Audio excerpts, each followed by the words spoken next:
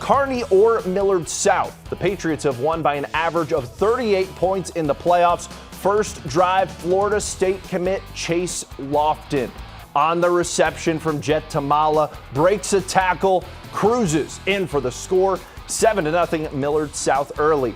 But wait, there's more.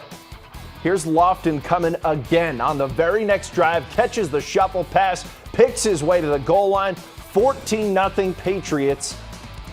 But Kearney wasn't going to just lay down. Check out the wheels on Griffin Novacek. The quarterback scramble, he's breaking free. See you later. 75 yards for the score. The Bearcats are in business at Buell. But it didn't take long for Tamala to get back in it. Uncorking one to Deshaun Prince. That'll be a 70-yard touchdown strike. The Patriots are headed to the Class A state championship game. They dominate Kearney 49-14.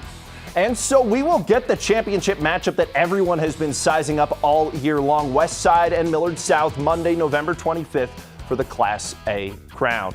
Let's head to Class B. Elkhorn North taking on Bennington. A win gets the Badgers a shot at the four-peat, but the Wolves strike first. First quarter, Bennington's Houston Hill throws it to Hudson Newverth.